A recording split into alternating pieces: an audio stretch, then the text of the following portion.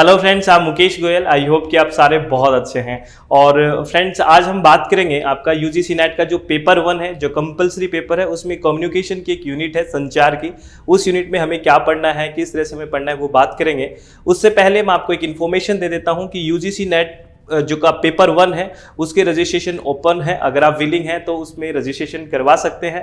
और UGC net में अगर पेपर 2 किसी का इन्वायरमेंटल साइंस है, कोड नंबर 89, तो उसके भी रजिस्ट्रेशन ओपन है। अगर आप विलिंग हैं तो रजिस्ट्रेशन करवा सकते हैं। बहुत से स्टूडेंट पूछते रहते हैं कमेंट में कि रजिस्ट्रेशन कैसे करवाना है। तो आपको स्क्रीन पे जो नंबर दिख रहे हैं उस पर आप एक व्हाट्सअप मैसेज कर दीजिए, पेपर 1 या पेपर 2 इन्वायरमेंटल साइंस, जिसको लेना हो, बोथ लेना हो तो बोथ। तो इतना मैसेज आने के बाद आपके पास सारी इन्फॉर्मेशन आ जाती है। ठीक है ना फ्रेंड्स, तो आप व्हाट्सएप पे मैसेज करके पूछ सकते हैं। तो आज बात करते हैं इस यूनिट के बारे में, कम्युनिकेशन वाली यूनिट में क्या पढ़ना है।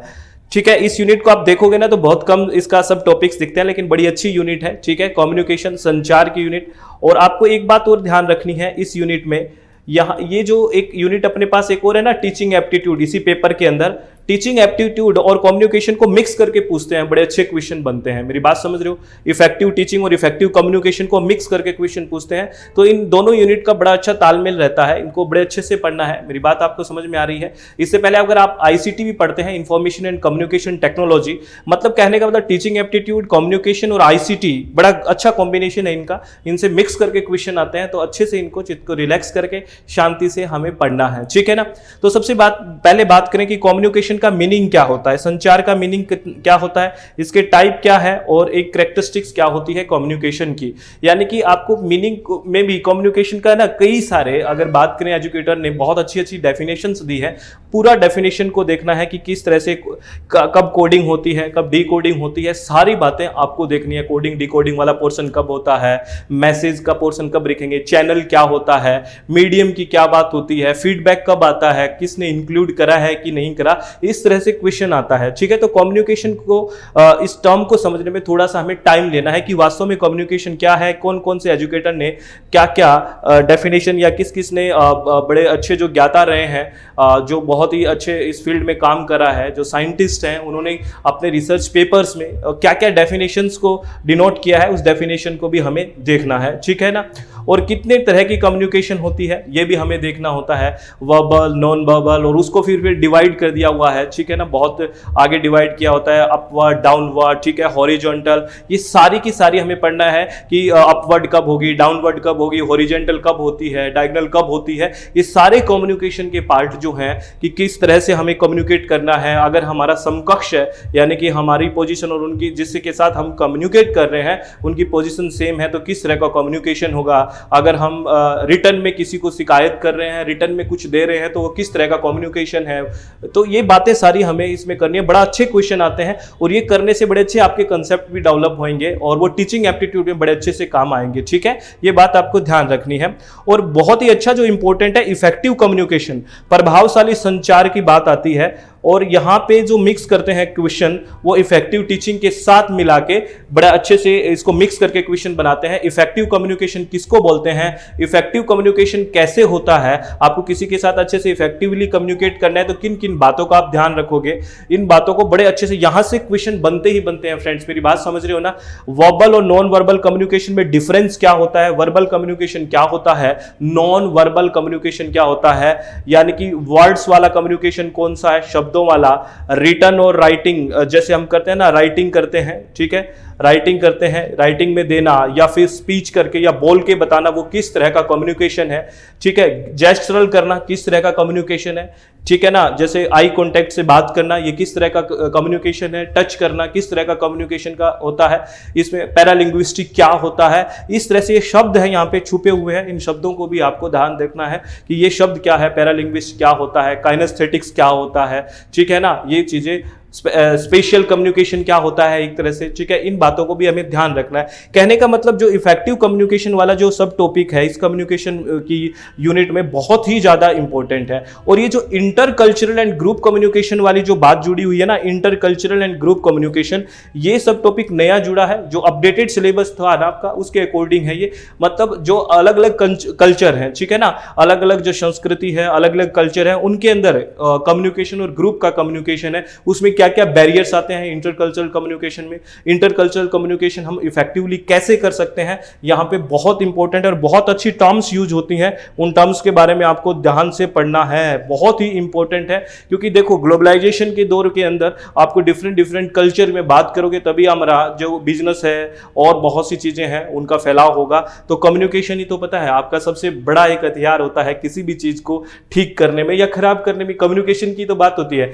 अब हम किसी से बात करना छोड़ देते हैं, अगर हमारे बीच कुछ इश्यूज आ गए हैं और बात करना छोड़ देंगे तो वो बात बढ़ेगी, घटेगी नहीं कभी भी, ठीक है। तो कम्युनिकेशन का बहुत बड़ा रोल है, बहुत बड़ा रोल है, ठीक है ना।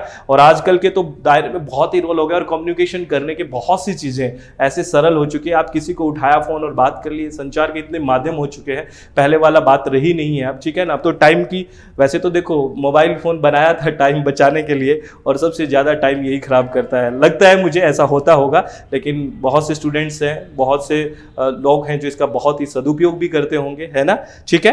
और क्लासरूम कम्युनिकेशन, यहां से भी क्वेश्चन आता है। देखो मैंने जोड़ दिया ना, देखो ये कह रहा था ना मैं आपको कि क्लासरूम कम्युनिकेशन इसमें दे दिया, तो क्लासरूम टीचर का रहेगा, तो टीचर और इफेक्टिव कम्युनिकेशन में यहां जोड़ देगा, ठीक है, कि एक टीचर एक क्लास में इफेक्टिव कम्युनिकेशन करना चाहता है तो किन किन चीजों को ध्यान देना उसको पड़ेगा, किस तरह का उसको एक एटीट्यूड रखना पड़ेगा, किस तरह से उसको क्लास में एक पॉजिटिव माहौल बना के रखना पड़ेगा। आप मेरी बात समझ रहे हो ना? अरे समझ रहे हो कि नहीं समझ रहे? मेरा काम बस इतना है कि इस यूनिट को आपको कैसे एक्सप्लोर करना है, चित्त को शांत करके रिलैक्स करके, बस आपसे मैं मिलने आ जाता हूँ, थोड़ी बातें कर जाता हूँ और आपको थोड़ा सा मेरे हिसाब से मोटिवेट करने की मैं कोशिश करता हूँ। और शायद आप होते भी होंगे, थोड़ा बहुत होते होंगे ना, तो आप ऐसे प्लीज डेली बेसिस पे कुछ कुछ पढ़ते रहिए, इससे आपका एनर्जी लेवल अच्छा रहेगा और आप अच्छे से कुछ चीजों को कर पाओगे। समझ में आ रहा है? और बैरियर्स टू इफेक्टिव कम्युनिकेशन, जो भी प्रभावशाली संचार है उसमें किस किस तरह के बैरियर्स आ सकते हैं, आपको पता है बहुत सारे बैरियर्स आते हैं। किसी में प्रॉब्लम आ गई, ईगो आ गया कि मैं तो इससे बात करता ही नहीं, वो एक बैरियर है, मेरी बात समझो। किसी का लैंग्वेज का बैरियर आ सकता है, सिम्नेटिक बैरियर जो होता है वो आ सकता है, लैंग्वेज भाषा नहीं जानता, इस तरह का बैरियर भी आ जा सकता है, ठीक है ना। कुछ फिजिकल बैरियर भी होते हैं, ठीक है ना, फिजिकल, उसके यहां से भी क्वेश्चन पूछे जाते हैं कि फिजिकल बैरियर क्या होते हैं, इस तरह के क्वेश्चन यहां से आ जाता है। सिम्नेटिक बैरियर क्या है, यानी कि बैरियर वाला भी बहुत ही इंपॉर्टेंट है। यानी कि इफेक्टिव कम्युनिकेशन और बैरियर ऑफ इफेक्टिव कम्युनिकेशन, अगर ये दोनों आप सब टॉपिक बड़े अच्छे से करते हो तो ये बहुत काम आएगा, पूरी की पूरी यूनिट में काम आएगा और ये बड़े अच्छे क्वेश्चन आपके ठीक करवाएगा, मुझे लगता है, ठीक है ना फ्रेंड्स। और एक है मास मीडिया एंड सोसाइटी, जो आपका अपडेटेड सिलेबस के अकॉर्डिंग ये भी टर्म जुड़ी है कि मास मीडिया का सोसाइटी यानी कि समाज पे क्या इफेक्ट है। और आपको पता है सारी बातें हम कहाँ से सुनते हैं, मास मीडिया ही से सुनते हैं, है ना। और सोसाइटी से उसका सीधा सा इफेक्ट पड़ता है कि क्या कौन क्या कर रहे हैं, वहीं से तो पता लगता है। और आपको पता है इसी से तो हम एक सद्भावना फैला सकते हैं और इसी से हम कुछ भी कर सकते हैं, मेरी बात समझ रहे हो ना। तो यहाँ पे इफेक्ट भी आपसे देखा जा सकता है कि मास मीडिया का सोसाइटी पे क्या इफेक्ट है, किस तरह से